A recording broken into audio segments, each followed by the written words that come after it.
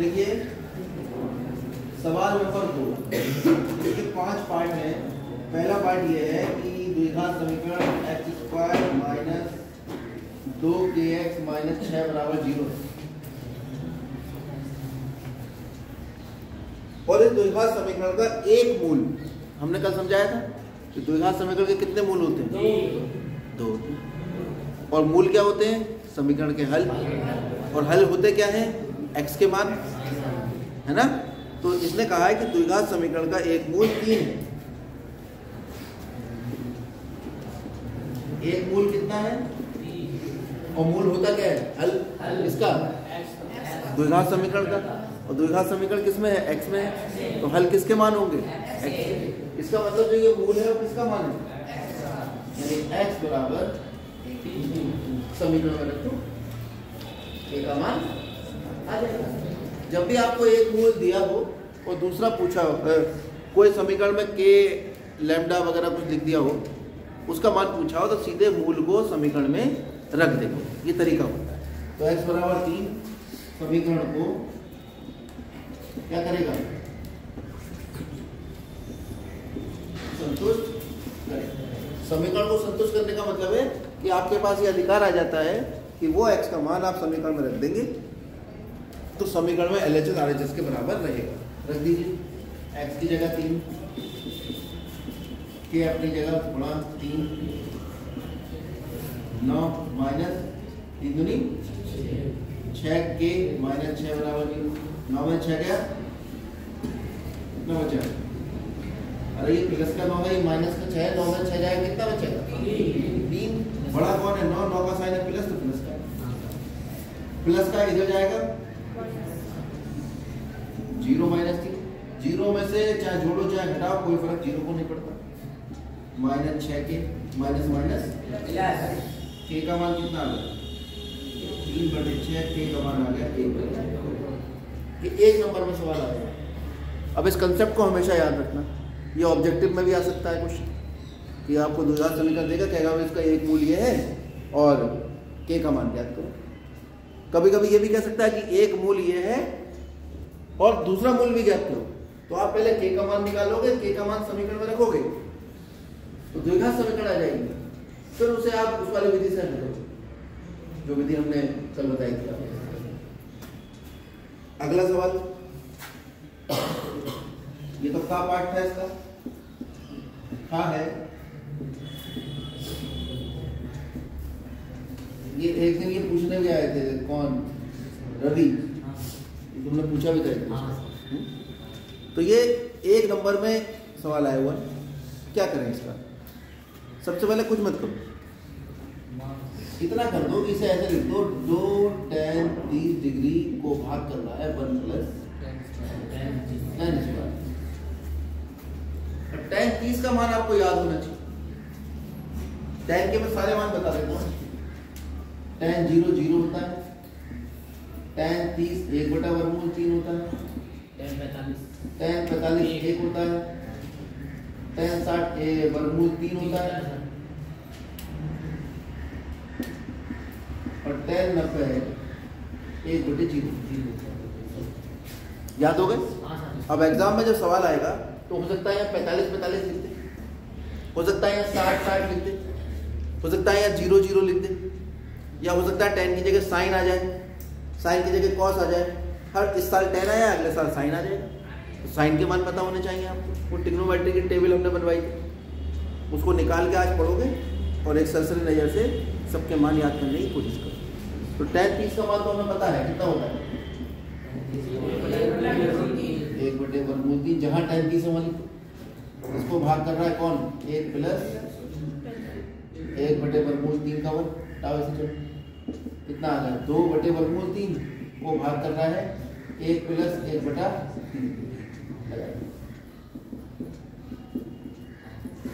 अब ये 1 + 1/3 एलसीएम लिया जाएगा।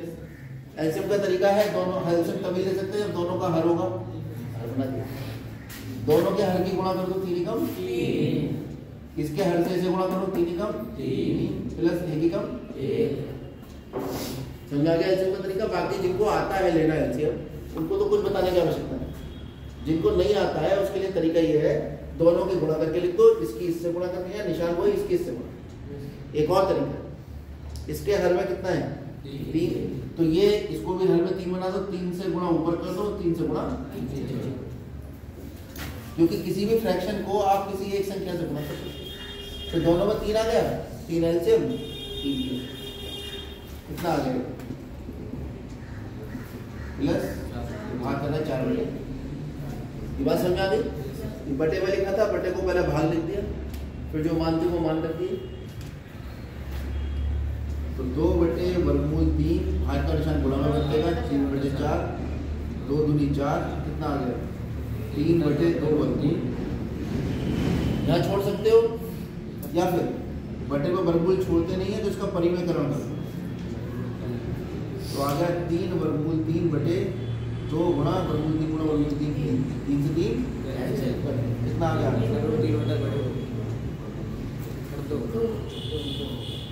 वर्गमूल 3 बटे 2 मान होता है, ये अलग से कर रहा हूँ मैं, ठीक है। या तो ये भाग मान होता है cos 30 डिग्री का, या ये मान होता है sin। तो ये सवाल इस तरह से भी आ जाता है कि सिद्ध करो कि 2 tan 30 बटे 1 प्लस tan स्क्वायर 30 बराबर cos 30। ये बन जाएगा सवाल। ये होमवर्क हो गया आपका।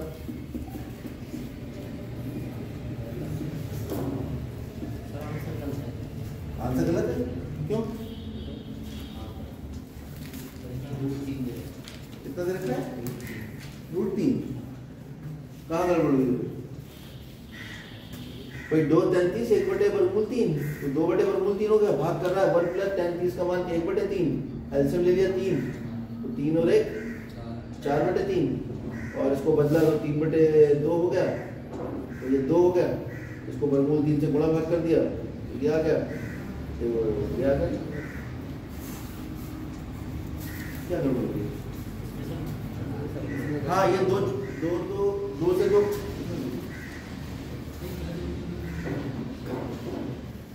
2 गुणा 1 बटे वर्गमूल 3, 1 बटे 3 कम 3 और 1 4 बटे वर्गमूल 3, गुणा का निशान किया 3 बटे 4, 2 दूनी 4, 2 बटे वर्गमूल 3। आप ले जाए बार-बार 2 tan 30 की tan 60 आएगा तो वर्गमूल 3 ही, बात सही कह रहे हो।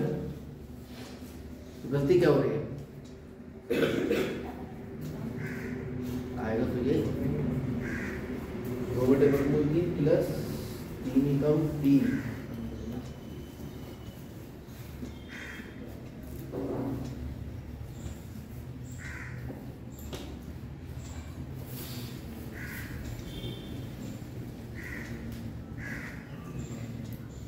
यही आएगा। तुम गलत बता रहे, ठीक है। किताब में गलत होगा, कितना रहता है? साइन 60 आ रहा है ना, आप किताब में गलत है, उसको ठीक करो। बार-बार चेक कर लिया आपने, कई बार चेक कर लिया, ठीक है। तो सिद्ध करो कि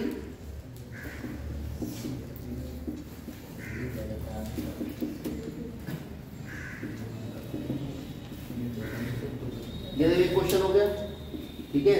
दूसरा होगा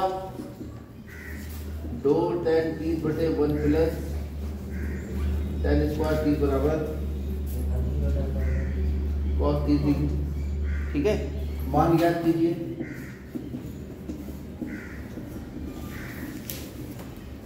मान ज्ञात करना है 2 tan 60 बटे 1 प्लस tan स्क्वायर 60 पहला। दूसरा होगा 1 माइनस tan स्क्वायर 30 बटे 1 प्लस tan स्क्वायर 30। तीसरा होगा 1 माइनस tan स्क्वायर 60 बटे 1 प्लस tan स्क्वायर 60। चौथा होगा 2 tan 45 बटे 1 प्लस tan स्क्वायर 45। पाँचवा होगा 1 माइनस tan स्क्वायर 45। ये सारे क्वेश्चन आप इस आधार पर बिल्कुल इसी तरीके से, इसी पैटर्न से और इन मानों की सहायता से आप, ये आपको होमवर्क नोट करिए। आगे बढ़ जाते हैं, इस पर आधारित सवाल भी दे दें। इसका भी ले लो एक सवाल। यदि x square minus 5kx plus 3 बराबर 0 का एक मूल माइनस 1 को तो k का मान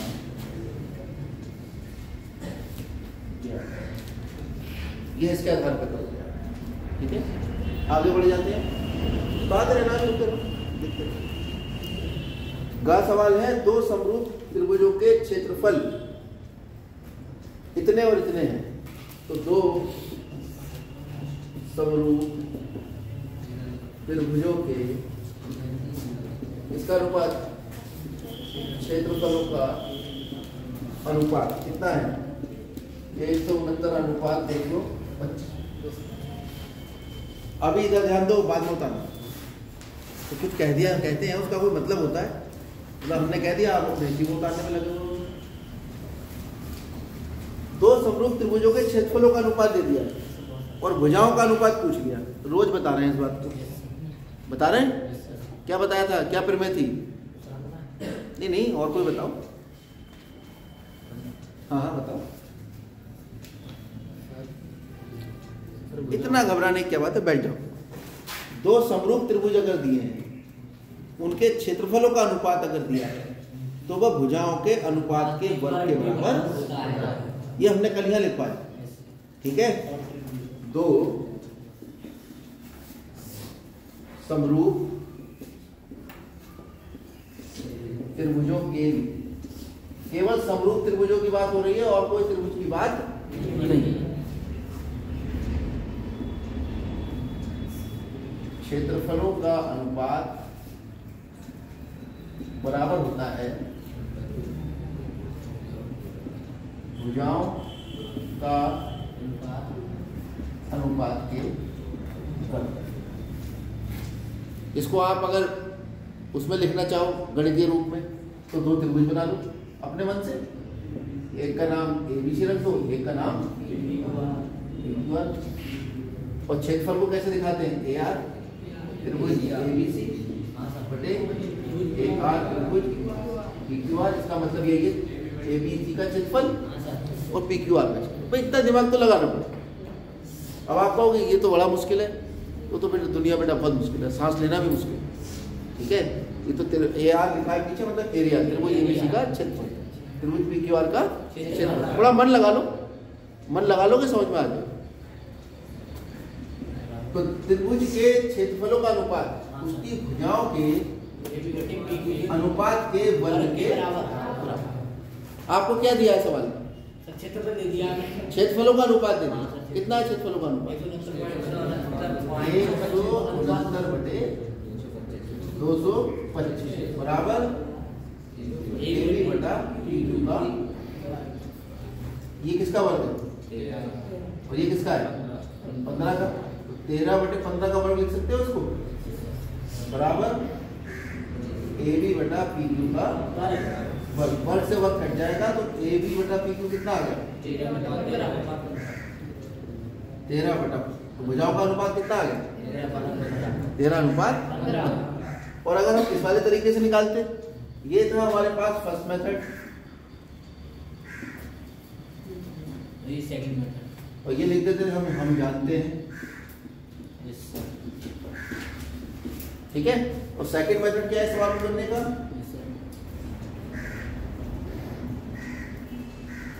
सेकंड मेथड है क्योंकि समरूप त्रिभुजों के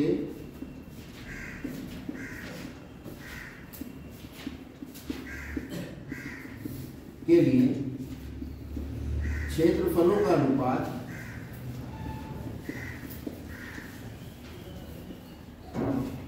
दो त्रिभुजों के क्षेत्रफलों का अनुपात बराबर होता है, या ऐसा करो इतना भी छोड़ो, दो समरूप त्रिभुजों के लिए, दो समरूप त्रिभुजों के लिए। तो दो समरूप त्रिभुजों के लिए क्या होता है? क्षेत्रफलों का अनुपात बराबर होता है भुजाओं के अनुपात का वर्ग। तो क्षेत्रफलों का अनुपात कितना आ जाएगा? 169:225 और ये लग रहा है वर्ग इधर आएगा तो कितना बदल जाएगा। तो आप चाहो तो सीधे सीधे फार्मूला लगा लो कि भुजाओं का अनुपात बराबर क्षेत्रफलों के अनुपात का वर्गमूल। भुजाओं का अनुपात बराबर क्षेत्रफलों के अनुपात का वर्गमूल और क्षेत्रफलों का अनुपात बराबर भुजाओं के अनुपात का वर्ग। और बहुत सारी चीजें याद नहीं करनी चाहिए, एक ही चीज याद करो कि क्षेत्रफलों का अनुपात बराबर भुजाओं के अनुपात का वर्ग। तो क्षेत्रफल का अनुपात दिया है, वर्ग इधर आकर क्या बन जाएगा, यहाँ क्या बचेगा, भुजाओं का अनुपात कितना आ जाएगा, इसे बटे में लिख लो तो कितना आ गया 13 गुणा 13 बटे 15 गुणा 15 याद आता रहेगा भुजाओं का अनुपात। आपके इधर लिख लो भुजाओं का अनुपात। चलो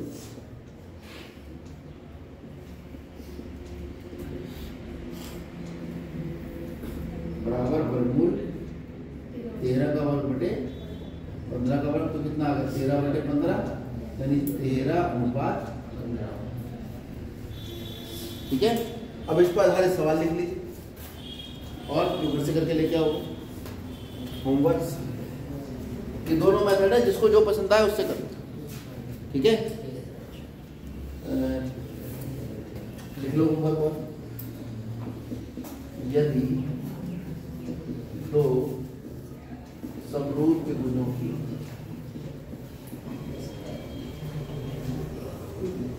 भुजाओं का अनुपात 16:25 है तो उनके क्षेत्रफलों का अनुपात याद। ठीक है, और इसी सवाल में जो आपका होमवर्क होगा उस 159:225 की जगह, ठीक है, तो लिख दो